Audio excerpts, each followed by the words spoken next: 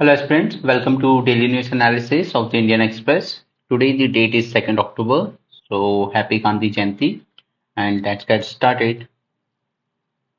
First news is कि कारगिल में पहले काउंसिल पोल होने वाले हैं since 2019. Okay, so ये है क्या लद्दाख ऑटोनमस हिल डेवलपमेंट काउंसिल. ओके, अलग से क्रिएट किया गया था. जस्ट 30 मेंबर्स होते हैं जिसमें 26 elected and 4 are nominated. Okay, आपके ज्यादा एग्जाम पॉइंट ऑफ से काम के नहीं है, बट कहीं ना कहीं अब इलेक्शन का प्रोसेस हम लोग शुरू कर रहे हैं जब से वो चेंज हुआ था जम्मू एंड कश्मीर में. Okay, so next is Afghan embassy. इसके बारे में हम कल भी बात कर चुके हैं कि यहाँ पर एम्बेसी में अभी तक जो ऑफिसर्स पोस्टेड थे देवर प्रो डेमोक्रेटिक गवर्नमेंट जो पहले थी अफगानिस्तान में. ठीक है, जिनको तालिबान अब रिकग्नाइज नहीं करता और ये लोग तालिबान के अंडर में रह नहीं सकते. राइट, तो अब फाइनली यहाँ पे एम्बेसी तो बंद हो गई है, तो क्या अब तालिबान अपने ऑफिशियल्स यहाँ पर बिठाएगा, ये देखने वाली बात होगी. ओके, तो इसके लिए कहीं ना कहीं इंडिया को फिर नेगोशिएशन करने पड़ेंगे इनके साथ. रही बात हमारी, तो हमने भी अपनी जो एम्बेसी थी अफगानिस्तान में उसको बंद कर दिया था उस वक्त जब तालिबान ने पावर कैप्चर की. बट हमने एक टेक्निकल आर्म रखा हुआ है वहां पर. ओके, जो सिर्फ ह्यूमैनिटेरियन पर्पसेस को देखता है. राइट, बट इस पर एज सच आज तक किसी भी कंट्री ने वर्ल्ड में तालिबान गवर्नमेंट को रिकग्नाइज नहीं किया है. राइट, अब जब रिकग्नाइज ही नहीं किया है तो उसकी एम्बेसी कैसे अलाउ कर सकते हो आप. ठीक है, तो यहाँ पर ये जो ऑफिसर्स थे अब तक ऑफिशियल्स थे अफगानिस्तान के पुरानी गवर्नमेंट के, अशरफ घनी गवर्नमेंट जो थी उसके. ओके, तो इनका कहना है कि इंडिया यानी कि होस्ट कंट्री ज्यादा हेल्प नहीं कर रही थी, हमको ज्यादा कॉपरेट नहीं कर रही थी. बट इंडिया की प्रॉब्लम ये है कि हम कॉपरेट करें कैसे, क्योंकि अफगानिस्तान में जो गवर्नमेंट है वो आपको रिकग्नाइज नहीं करती, हम उस तालिबानी गवर्नमेंट को रिकग्नाइज नहीं करते, तो फिर कैसे करें. ठीक है. Now, India has a technical team in Kabul and is coordinating with Taliban regime for humanitarian aid. Taliban would now want to post their representative in Delhi. Since India has not recognized Taliban regime, it will be diplomatically negotiate the next step. Next, यहाँ पर ऐसे apprehension है कि India और Canada की जो relationship में down turn है, तो क्या ये हमारी रिलेशनशिप यूएसए के साथ भी इम्पैक्ट कर सकती है. तो इससे रिलेटेड हमने एक 5 आई अलायंस तो देखा ही था. राइट, इसको याद रखिएगा. इसके मेंबर भी आपको पता है, Australia, New Zealand, USA, UK and Canada. Right, तो हमारे फॉरेन मिनिस्टर का कहना है नहीं ऐसा कुछ नहीं होगा. India US ties are at their all time high. Okay, next देखिए ये कुछ नया आया है, क्योंकि देखिए हाँ, हम लोग रिन्यूएबल एनर्जी कितनी भी ज्यादा प्रोड्यूस कर लें और कर भी रहे हैं वर्ल्ड ओवर, लेकिन उनके साथ सबसे बड़ा एक इशू है उनको स्टोर कैसे करें. उनका स्टोरेज का एक इशू क्रिएट होता है. ऑलराइट, तो एक तो सॉल्यूशन होता है बैटरीज. ठीक है, बट बैटरीज की कैपेसिटी भी लिमिटेड है, उससे ज्यादा कैसे कर पाएंगे आप. ऑलराइट, तो उसी के लिए एक नया ऑप्शन निकल के आया है कि हम ग्रेविटी का यूज करेंगे. तो वैसे टेलीग्राम चैनल, जो चैनल है हमारा इजी एस बाई यूपीएससी, उसमें मैंने एक शॉर्ट वीडियो डाल दिया है ताकि आप वीडियो के फॉर्मेट में बेटर समझ सकें कि टेक्नोलॉजी है क्या. बट फिलहाल के लिए आप समझ लीजिए कि ऊपर से काफी सारे ऐसे नीचे बहुत भारी भारी ब्लॉक्स होते हैं. राइट, इनको पहले आप पुल करते हो ऊपर, यहाँ पर आपका मोटर लगा होता है. जब आप इनको पुल कर रहे हो ऊपर, तो जो एनर्जी है वो यहाँ यूटिलाइज हो गई इसको पुल करने में. उसके बाद जब आपको एनर्जी दोबारा यूज करनी होगी तो you will release these blocks downward, और ये ग्रेविटी के फोर्स से जैसे जैसे नीचे आएंगे ये मोटर फिर से घूमेगा और वो इलेक्ट्रिसिटी प्रोड्यूस करेगा. ऑलराइट, और ये जो इलेक्ट्रिसिटी प्रोड्यूस होगी इसको हम वापस से ग्रिड में सप्लाई कर सकते हैं. Alright, but I would still recommend you कि आप एक बार चैनल पे आकर उस वीडियो को प्ले करके देख लीजिएगा. That will give you a better idea. Now, gravity is emerging as the best bet in solving renewable energy's biggest problem, that is intermittency. Means हम लोग इसको स्टोरेज कैसे करें, मतलब एनर्जी प्रोडक्शन होने से लेकर उसके यूटिलाइज होने तक बीच में आप इसको कहाँ रखेंगे. Alright.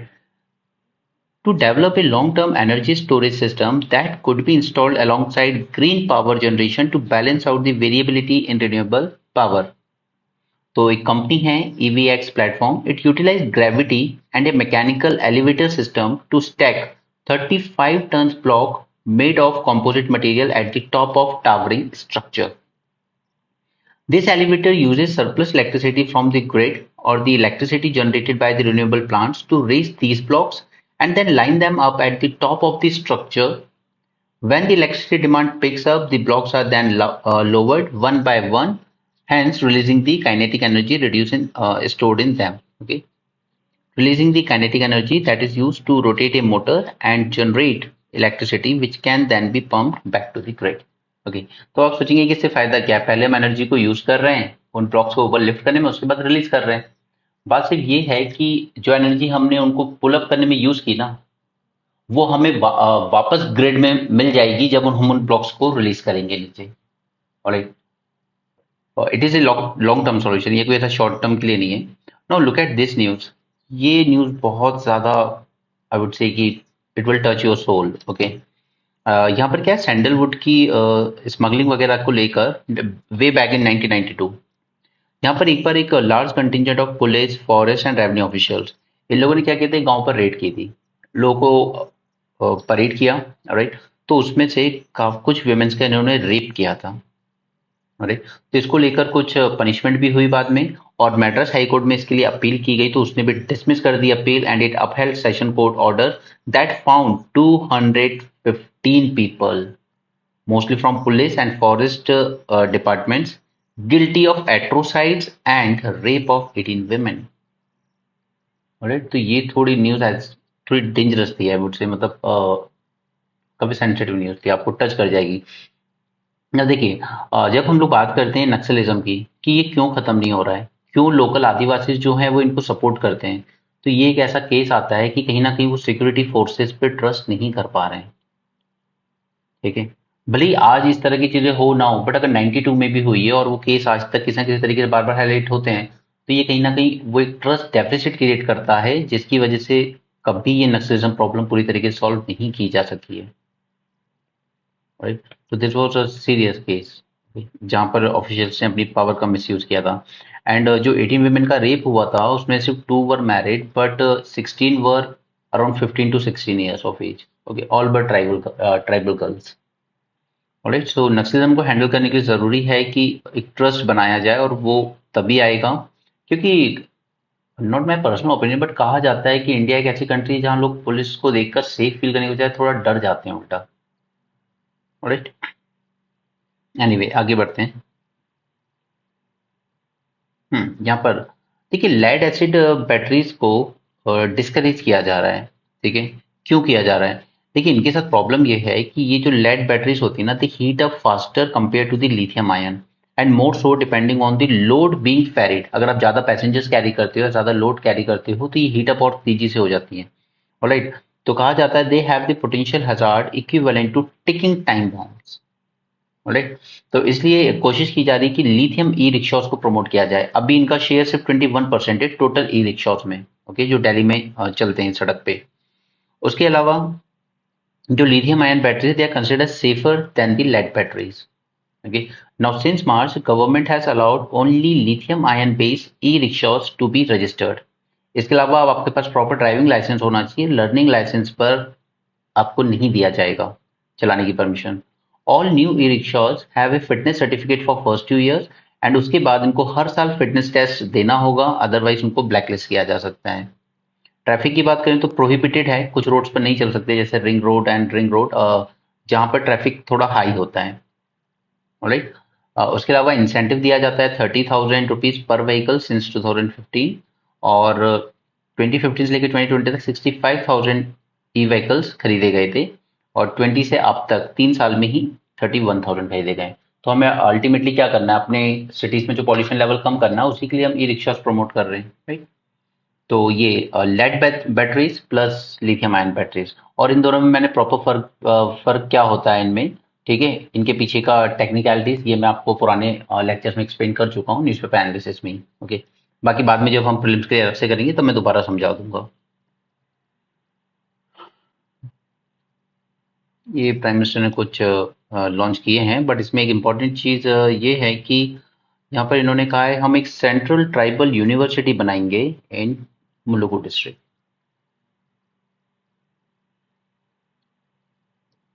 यहाँ पर कांग्रेस गवर्नमेंट को पसंद नहीं आ रहा है कि सेंट्रल गवर्नमेंट क्या कर रही है, प्राइवेटाइजेशन कर रही है एक नगरनार स्टील प्लांट का। ओके,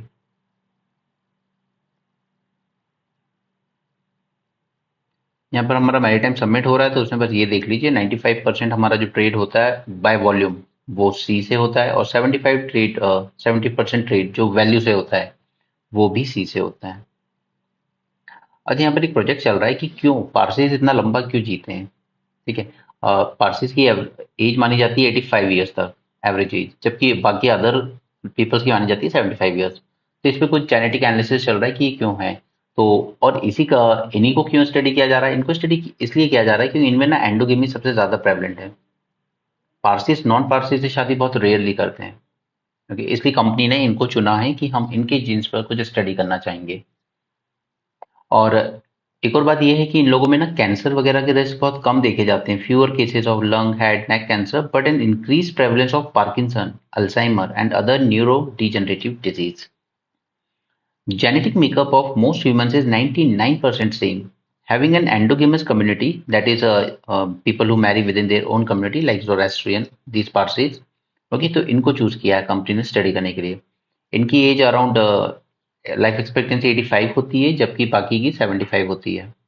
ये टर्म है बायोमार्कर, अपने प्रीलिम्स के लिए इसको याद रखना। ठीक है, genes showing the presence of specific biological condition. ठीक है, इस तरह के क्वेश्चन प्रीलिम्स में बहुत आते हैं। एनएमसी, ये काफी न्यूज में रहता है, क्योंकि एक तो हमने इसके बारे में देखा था कि इसने पहला कंट्रोवर्शियल चीज क्या दी थी कि जेनरिक मेडिसिन को इसने मैंडेटरी कर दिया था डॉक्टर्स के लिए कि आप यही प्रिस्क्राइब करेंगे। राइट, दूसरा कल ही हमने देखा था that you can have just 100 seats, 100 medical seats पर 10 लाख पॉपुलेशन। राइट, तो हमने कल देखा था सदर्न स्टेट्स जिन्होंने पॉपुलेशन कंट्रोल की उनको लॉस होगा इससे। राइट, और थर्ड, एक अच्छी चीज ये देखिए कि हम लोग लेकर आए थे आधार बेस्ड अटेंडेंस वाला सिस्टम। ठीक है, तो उसमें देखा गया है कि 50% अटेंडेंस भी नहीं होती यहाँ पर कुछ फैकल्टीज की, तो और कुछ तो ऐसी भी हैं जो सिर्फ नाम की फैकल्टी है, 0% अटेंडेंस है। Right. So no medical college had adequate faculty members or senior residents, and all failed to meet the 50% attendance requirement. Right. Even zero attendance was common. Aadhaar enabled biometric attendance system हम लेकर आए, जो हमने यहाँ भी launch किया है और स्कूल्स लेवल पर भी लॉन्च किया है फैकल्टीज की अटेंडेंस को मॉनिटर करने के लिए।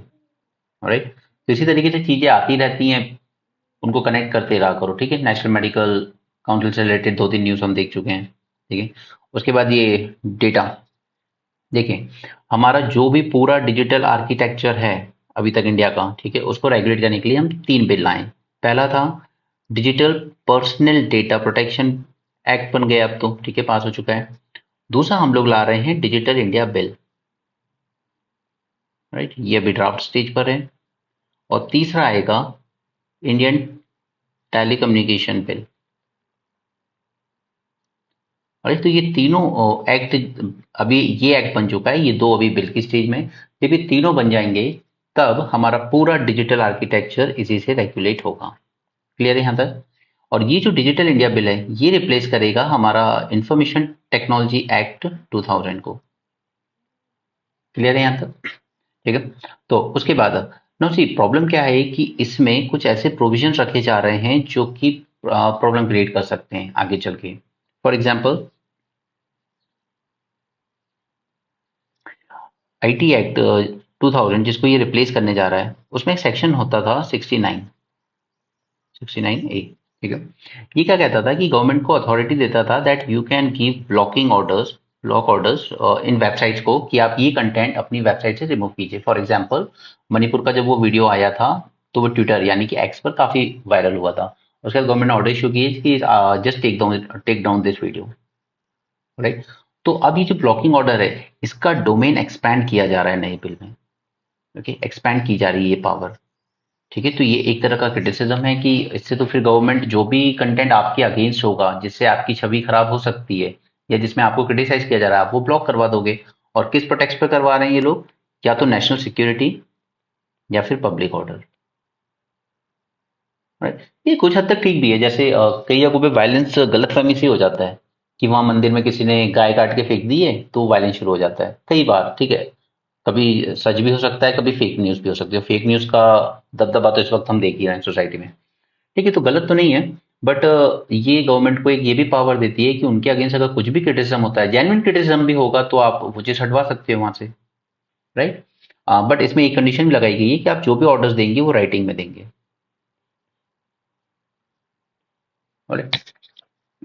सेकंड सेकंड इसमें ये है कि ये लोग बैन कर सकते हैं या बार कर सकते हैं कोई भी इमर्जिंग टेक्नोलॉजीज को जो डिसरप्टिव इन नेचर होगी। एनी टेक्नोलॉजी डिसरप्टिव हो, सपोज कुछ ऐसा ऑटोमेटिक सिस्टम आ जाए कि काफी सारी किसी एक पर्टिकुलर फील्ड में काफी सारी जॉब्स को रिप्लेस कर दे, जैसे चैट जीपीटी। और तो उसको उस वक्त के लिए बार किया जा सकता है उसके यूज को। ओके, सेकंड इशू ये है यहाँ पर। चलिए अब देख लेते हैं क्या क्या, सॉरी सॉरी, एक चीज और है, दो इशू देख लिए हमने, this one and this blocking orders. एक थर्ड इशू और है कि किस सोशल मीडिया प्लेटफॉर्म को, यहाँ पे गवर्नमेंट ने अपने पास रखा है डिस्क्रिशन कि कौन सा सोशल मीडिया प्लेटफॉर्म आपके लिए फ्रेंडली है और कौन सा नहीं। ऑलराइट, क्योंकि देखिए, उसको अगर आप किसी एक पर्टिकुलर को सेफ हार्बर का स्टेटस दे देते हो, सेफ हार्बर का स्टेटस किसी भी पर्टिकुलर प्लेटफॉर्म को, तो उसको इम्यूनिटी मिल जाती है कि अगर किसी ने कोई गलत वीडियो उसके प्लेटफॉर्म पे शेयर किया है, तो उसमें उस प्लेटफॉर्म की गलती नहीं है। ठीक है, आपसे उसको ये ऑर्डर दे सकते हो कि आप हटा दो इसको, लेकिन उसके लिए आप उसको पनिश नहीं कर सकते कि आपके प्लेटफॉर्म पे शेयर क्यों हुआ। तो उसको कहते हैं सेफ हार्बर। ठीक है, तो ये गवर्नमेंट अब अपने पास डिस्क्रिप्शन रख रही है कि किस प्लेटफॉर्म को हम सेफ हार्बर कहेंगे, किसको नहीं। अब सपोज कि हमारे यहाँ अभी तक हमने पिछले कुछ मंथ में काफी देखा है कि ट्विटर के यहाँ कई बार रेड पड़ी इसके ऑफिस में। राइट, अब अगर इस तरीके से हॉन्ट किया जाने लगे, ओके, और फिर आपसे ये स्टेटस छीन लिया जाए सेफ हार्बर, तो फिर ट्विटर की वरी शुरू हो जाएगी कि यार अब मुझे पूरे टाइम मॉनिटर करना है कि मेरे उस पर कुछ ऐसा वीडियो या ऐसा पोस्ट ना आ जाए जो गवर्नमेंट कहे कि नहीं नहीं, अब तो आपको इम्यूनिटी है ही नहीं, हम तो आपको पनिश करेंगे। वीडियो अपलोड करने वाले को नहीं, आपको भी करेंगे। ठीक है, तो ये तीन इश्यूज हैं नए बिल में जो हमें आपको ध्यान देने की जरूरत है। ऑलराइट, एक बार फिर से रिवाइज कर लेते हैं तीनों को। एक, ब्लॉकिंग ऑर्डर को लेकर। ठीक है, दूसरा, इमर्जिंग टेक्नोलॉजीज को बैन किया जा सकता है। और थर्ड, गवर्नमेंट जो अपने पास डिस्क्रिप्शन रख रही है to declare a safe harbour. Right, तो ये तीन समझ में आ गए, तो अब आपको आर्टिकल समझ में आ जाएगा। ठीक, digital personal data protection bill ये तो पास हो चुका है। उसके अलावा दो आएंगे, डिजिटल इंडिया बिल और इंडिया टेलीकम्युनिकेशन बिल। राइट, ये डिजिटल इंडिया बिल में कुछ क्वेश्चंस रेज किए जा रहे हैं क्योंकि गवर्नमेंट काफी सारी पावर और डिस्क्रिप्शन अपने पास रख रही है जिसके कॉन्सिक्वेंसेस काफी फार रीचिंग हो सकते हैं। पहला, it is creating greater space for itself to issue content blocking order. This content blocking order, all right, on online platforms by dropping language, section 69A, वो आईटी एक्ट जो था पुराना, ठीक है, उसमें ये पावर थी कंटेंट को ब्लॉक करने की, इफ इट इज नेसेसरी और एक्सपीडियंट ऑफ नेशनल सिक्योरिटी और पब्लिक ऑर्डर। ठीक है, ये पहला इशू है, तो इसका डोमेन बढ़ाया जा रहा है। पहले भी थी ये पावर, बट अब और ज्यादा की जा रही है, क्योंकि देखिए आप यहाँ पे डेटा देखिए, 2014 में 471 ऐसे ऑर्डर्स दिए गए थे कि ये कंटेंट आप हटाइए अपने से, बट ये बढ़ के 2020 में ऑलमोस्ट 10,000 हो गए। तो यानी कि कहीं ना कहीं गवर्नमेंट अपने अगेंस्ट कोई चीज पोस्ट की जा रही है उसको ब्लॉक करवा रही है। ठीक है, this was a typical case with that video from Manipur. उसमें गवर्नमेंट ने 2 दिन बाद, एक दिन बाद ही कह दिया था कि इसको हटाइए अपने वेबसाइट से। Alright, next. Now there is a discretion with government to decide which social media platform receives safe harbor protection, that is legal immunity. ये government decide करेगी ये discretion. Alright. और third, that it will regulate the deployment of emerging technologies and it can bar new technologies if it perceives them to be a risk to user or national security. clear? ये तीन issues हैं। No, बात यह है कि ultimately government ज्यादा control exercise कर रही है, मार्केट को फ्री नहीं रहने दे रही है। ठीक है, बट एक तरफ से ठीक भी है कि प्लेटफॉर्म की तरफ से भी एक चीज गलती है कि इनके डिसीजन मेकिंग काफी ओपेक होते हैं। ठीक है, ये किस बेसिस पे क्या डिसाइड करते हैं, ये काफी ओपेक चलता है। नाउ, अगर अगर गवर्नमेंट ये डिसाइड करने लगेगी कि किसको सेफ हार्बर का स्टेटस देना है किसको नहीं, तो मिसयूज का स्कोप काफी बढ़ जाएगा। ठीक है, जो भी कंटेंट गवर्नमेंट के क्रिटिकल होगा उससे ये सेफ हार्बर का स्टेटस छीन लेंगे उस प्लेटफॉर्म से। ठीक है, फिर उस प्लेटफॉर्म की मजबूरी हो जाएगी कि वो ऐसा कोई कंटेंट अपने पास अपलोड ना होने दे जो गवर्नमेंट को क्रिटिसाइज कर रहा है। राइट, अब बात करें इमर्जिंग न्यू टेक्नोलॉजीज की, तो क्या गवर्नमेंट बेस्ट आर्बिटर हो सकती है इसमें? क्या government government should be the arbitrator कि कौन सी टेक्नोलॉजी डिसरप्टिव है कौन सी नहीं? और जबकि गवर्नमेंट का तो काम है, you should nurture an ecosystem जहां पर न्यू टेक्नोलॉजी डेवलप करने का अच्छा स्कोप मिले। राइट, अगर आप उनको बैन कर रहे हो तो you are potentially robbing the public of both intended as well as unintended benefits. ठीक है, नेक्स्ट केस है मिजोरम। मिजोरम का तो कल मैंने आपको बताया था कि मिजोरम में जो कुकीज रहते हैं, कुकी एंड उनका एथनिक रिलेशन है चीन से, म्यांमार वाले, ठीक है। तो इधर से जब वो माइग्रेशन हुआ, क्योंकि वहां पर मिलिट्री रूल लगा म्यांमार में और इधर माइग्रेशन हुआ, तो मिजोरम को क्या कहा गया था कि आप इनकी बायोमेट्रिक रजिस्ट्रेशन कीजिए, ठीक है। तो मिजो गवर्नमेंट जो यहाँ पर इनके सीएम है, उनको ये लगता है कि इसके बाद गवर्नमेंट इनको आइडेंटिफाई करके निकाल देगी बाद में, ठीक है। तो आप कह सकते हो कि दोनों रीजन है मिजोरम के पास, एक तो सिंपैथी, ठीक है, कि ये लोग दिक्कत में हैं, और दूसरा कहीं ना कहीं इलेक्ट्रल इशू भी है, क्योंकि यहाँ पर जो रहने वाले कुकीज हैं उनके रिलेशन है यहाँ। तो अगर इन कुकीज को हमदर्दी है तो उनके वोट तो चाहिए ना यहाँ पर चीफ मिनिस्टर को, ठीक है। तो मिजोरम में तो मानने से मना कर दिया है। ना तो बॉर्डर क्लोज की, पहले ऑर्डर दिए गए थे कि आप बॉर्डर क्लोज करो, मिजोरम ने कहा नहीं करेंगे।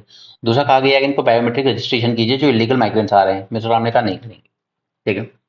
अब रही बात मणिपुर की, मणिपुर ने रजिस्ट्रेशन करना शुरू कर दिया था, पर उसने कहा है कि हमारे यहाँ इतना डिस्टर्बेंस चल रहा है अभी कि प्रॉपर हो नहीं पा रहा है, तो आप टाइम एक्सटेंड कर दीजिए थोड़ा, ठीक है। और उसके अलावा मणिपुर ने आपको एक और चीज क्या की कि उसने आसफा भी 6 मंथ के लिए एक्सटेंड कर दिया है, आर्म फोर्सेस स्पेशल पावर है, ठीक है। 6 मंथ्स के लिए एक्सटेंड कर दिया है, और इसने कहा है कि मुझे ये बायोमेट्रिक रजिस्ट्रेशन जो करने हैं इनके इलीगल माइग्रेंट्स के, उसके लिए थोड़ा टाइमलाइन एक्सटेंड कर दीजिए, ठीक है। तो ये मणिपुर में हुआ है। रही बात मिजोरम की, उसने कहा है कि मैं बॉर्डर बॉर्डर क्लोज नहीं करूंगा, ठीक है, क्योंकि उधर से जो आ रहे हैं वो भी हमारे अपने हैं, आने दो। और दूसरा, मैं बायोमेट्रिक रजिस्ट्रेशन नहीं करूंगा क्योंकि फिर कल को आप इनको निकाल दोगे यहाँ से जबरदस्ती। ऑलराइट, तो ये चीज हो रही है मिजोरम की तरफ से, ये हो रही है मणिपुर की तरफ से, ठीक है। और मणिपुर का आप जानती हैं, वैली में रहते हैं मिताई लोग और हिल एरियाज में रहते हैं कुकी लोग, ठीक है। और ये वायलेंस पूरा इसी के लिए चल रहा है। मिताई are, you can say 54% population इनकी, और they are all Hindus, okay. Kukis इनकी पॉपुलेशन 44% के आसपास है, एंड दे आर क्रिश्चियंस, ठीक है। यहाँ से ये वायलेंस पूरा इरप्ट हुआ था। वहाँ के जो हाई कोर्ट था उसने कहा था कि मिताईज को आप शेड्यूल ट्राइब का स्टेटस दे दीजिए, जो कि कुकीज को पसंद नहीं आया था, तो Kuki initiated the violence against them, right. This was the whole picture about it, clear. And the chief minister come from this Mitai community, and he's been bit of sympathizer towards this Mitai. अभी cookies की बात करें तो इनको इधर से Myanmar की तरफ से भी एंड इनडायरेक्टली चाइना की तरफ से भी वेपन सप्लाई किए जा रहे हैं, ठीक है। और इसीलिए, और मिताइस ने काफी सारे वेपन्स पुलिस स्टेशन से लूट लिए थे या लुटवाए गए थे, जैसा कि सुप्रीम कोर्ट मॉनिटर कमेटी कहती है कि नहीं, इतने डेडली वेपन्स पब्लिक के हाथ में नहीं जा सकते ऐसे, ठीक है। तो ये पूरा इशू है इनका, ऑलराइट। तो चलिए आगे बढ़ते हैं। इसको पढ़ने की जरूरत नहीं है, मैंने आपको बता दिया दोनों स्टेट में क्या क्या चल रहा है। ये सब महात्मा गांधी के रिलीजन और सोशल और इस तरह की बातें, क्योंकि आज उनकी जयंती है, बट हमारे काम का नहीं है। नारी शक्ति बिल पर हम काफी सारी चीजें पढ़ चुके हैं, ये वैसे भी पॉलिटिशियन ने लिखा है, तो उसमें ऐसा कुछ नया एंगल आपको मिलेगा नहीं। मालदीव से मैंने आपको बताया था कि जो इलेक्शन हो रहे हैं between two people, that is one was Solih and other was this Muizzu, ठीक है।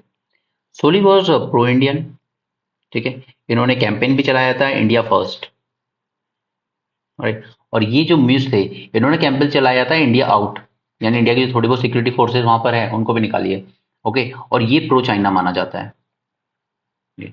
और unfortunately for India this person won the election, alright.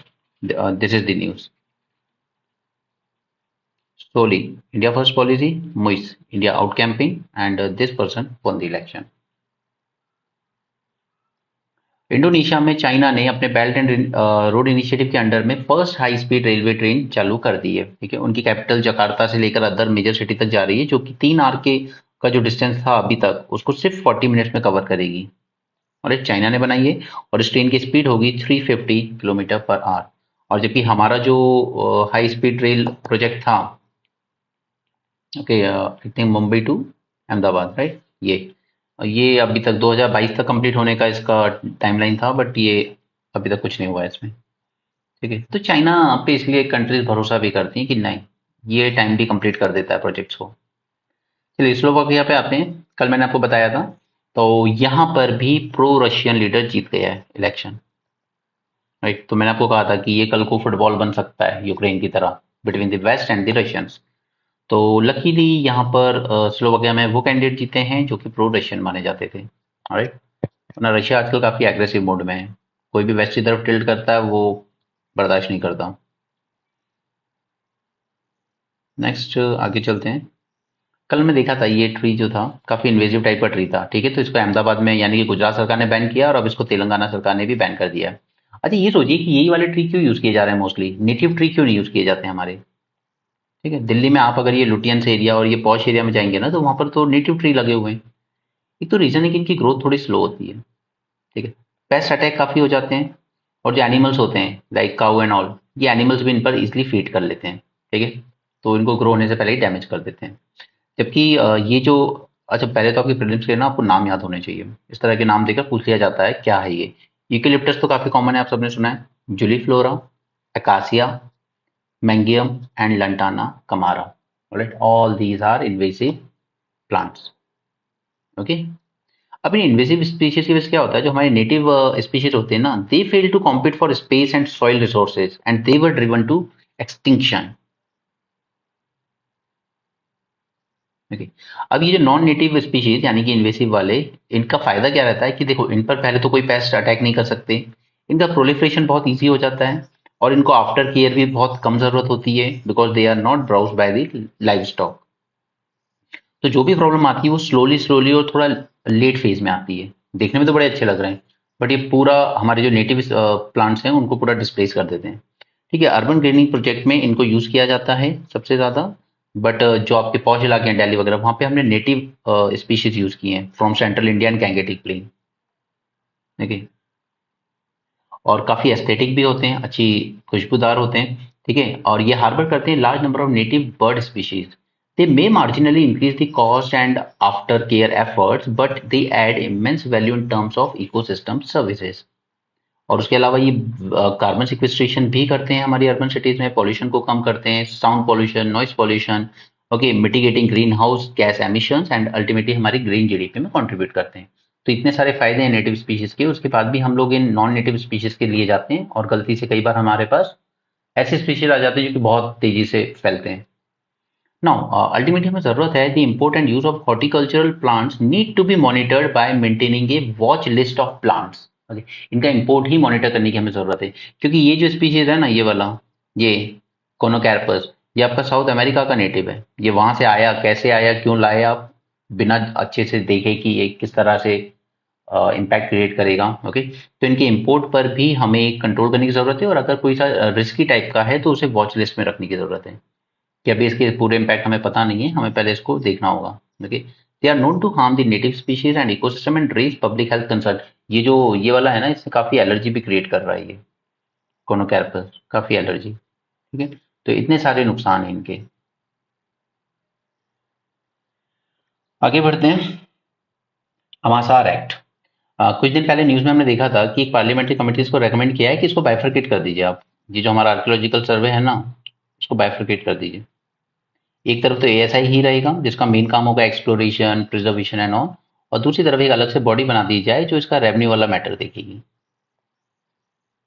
ठीक है।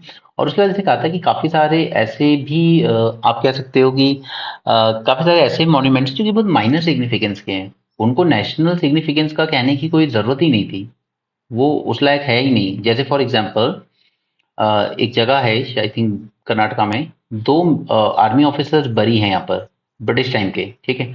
उसके आसपास इन्होंने बस ईंट ब्रिक की वो बना दी बाउंड्री और उसको कह दिया है this is monument of national importance. तो उसका कोई सेंस नहीं बनता, right. And not just sense but इसके बाद क्या है कि अगर आपने किसी को डिक्लेयर कर दिया है नेशनल इंपॉर्टेंस मॉन्यूमेंट, तो आप 300 मीटर के दायरे में कोई भी कंस्ट्रक्शन नहीं कर सकते। तो अल्टीमेटली, और हमारे यहाँ काफी सारे मॉन्यूमेंट्स ऐसे हैं जहां पर 300 मीटर के दायरे में तो पूरे पूरे के पूरे विलेज बसे हुए हैं। क्योंकि पहले पुराने जमाने में हमारा क्या होता था कि हमारे गांव में जो भी डेवलपमेंट होता था they all develop around a temple, ठीक है। टेम्पल होता था, उसके आसपास सारे डेवलपमेंट होते थे, पूरा गांव बसता था टेम्पल के आसपास ही, ठीक है। बल्कि कहा भी जाता था कि टेम्पल से ही पूरी इकोनॉमी चलती थी एक गाँव की, ऑलराइट। तो इस तरीके उससे क्या होता है फिर ये 300 मीटर वाली रिस्ट्रिक्शन की वजह से उसके आसपास के एरिया को आप डेवलप नहीं कर पाते हो, राइट। यानी कि आप ये सोचिए कि विलेज में लोग रह रहे हैं तो वो अपने घर को भी कंस्ट्रक्शन नहीं कर सकते उसमें, ठीक है। एक फ्लोर है, दूसरा फ्लोर बनाना है, नॉट अलाउड, राइट। तो इसलिए ये पार्लियामेंट्री कमेटी ने काफी सारे रिकमेंडेशन दिए कि यार इसको इसमें कुछ चेंजेस करने की जरूरत है हमें। First is there are 3691 centrally protected monuments, okay. जिसमें से अधिकतर बहुत ही माइनर हैं which has no national significance. Okay, तो इस लिस्ट को रैशनलाइज और कैटेगराइज करने की जरूरत है। ओके, देखिए 75 graves of colonial era soldiers और officials, okay, which hold no significance to heritage value. तो इसमें क्यों हमने फिर इतना पैसा खर्च करता है एएसआई को प्रिजर्व करने में, उसका कोई सिग्निफिकेंस नहीं है। नाउ ये सब मॉन्यूमेंट्स वगैरह जो प्रोटेक्ट किए जाते हैं इनको रेगुलेट किया जाता है अंडर दी अमाजार एक्ट, 1959 में आया था। ठीक है, ये प्रोटेक्ट करता है मॉन्यूमेंट्स और साइट्स को that are more than 100 year old. और ब्रिटिश एरा यानी आज से आप 1923 में चले जाइए। ओके, उस टाइम फर्स्ट वर्ल्ड वॉर भी हो चुकी थी, तो जो भी सोल्जर शहीद हुए होंगे उनके ग्रेव्स बना रखे हैं, और क्योंकि वो 100 ईयर्स ओल्ड हैं तो हमने उनको मॉन्यूमेंट मान रखा है। ऑलराइट, नाउ इसमें कैटेगरी में कौन कौन आते हैं? टेम्पल्स आ सकते हैं, क्रीमेटरीज आ सकती हैं, inscriptions, Tom's, forts, palaces, stepwells, rocket caves, even objects like cannons and mile pillars, that is cos Minar. Now, this act only provides for denotification of a monument if it ceases to be of national importance. It can only be done by amending the Amasar Act in Parliament and perhaps by redefining the terms monument as well as national importance. इनकी definition change करनी होगी हमें, ये 100 year नहीं, at least 300 year पीछे के चीजों को आप मॉन्यूमेंट मान सकते हो, हेरिटेज मान सकते हो, बट 100 ईयर ओल्ड को नहीं मान सकते, ऐसा गवर्नमेंट का कहना था। Okay, now pass on the upkeep of these denotified monument to respective state government or district administration and not completely abandon them। तो ये भी एक पॉसिबल वे है कि ऐसा ही अपना खर्चा बचा सकता है, वो कह दे कि अगर स्टेट गवर्नमेंट चाहे तो इनको प्रिजर्व कर सकती है या डिस्ट्रिक्ट एडमिनिस्ट्रेशन चाहे तो इनको प्रिजर्व कर सकते हैं, हम नहीं कर पाएंगे। ऑलराइट, पैनल ने और भी क्वेश्चन रेज किए थे over functioning of ASI, it's administration, security, restoration work and general upkeep of these sites.